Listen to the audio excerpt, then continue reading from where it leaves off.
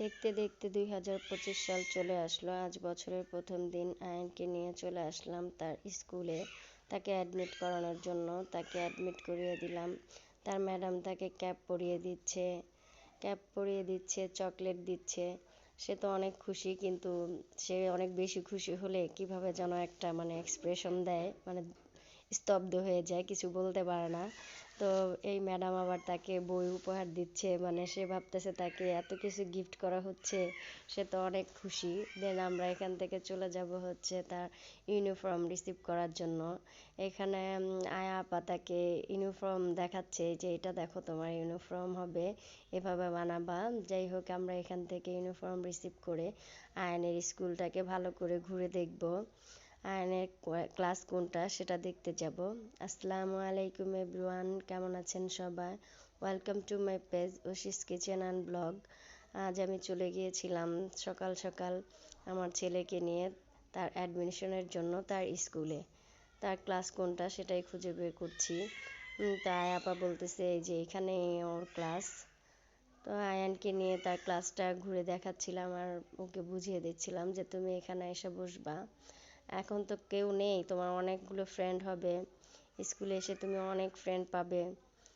আর 6 তারিখ থেকে তার ক্লাস শুরু, তাই এখানে কেউ নেই, বুঝছো বাবা?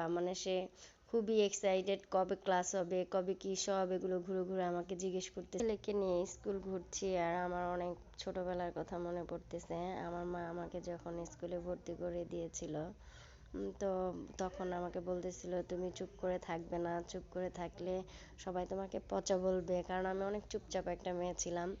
আর টিচারদের ভয় পাবে না, তোমাকে যখন রোল ডাকা হবে তোমার, তখন তুমি প্রেজেন্ট বলবে, জোরে জোরে পড়া বলবে, তুমি কিন্তু একেবারেই চুপচাপ থাকবে না। আমার বাচ্চাও সেম, অনেক চুপচাপ থাকে। ইদানিং তার দুষ্টামিটা একটু বেড়ে গেছে। তো স্কুলে অ্যাডমিশন নেওয়া শেষ, আমরা চলে যাব এখন বাড়িতে।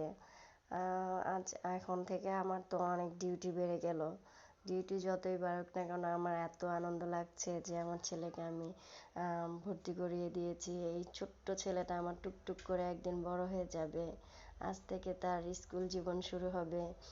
কত কিছু মনে পড়তেছে। দেখেন, সামান্য একটা ছোট্ট চকলেট তাকে কত আনন্দিত করেছে।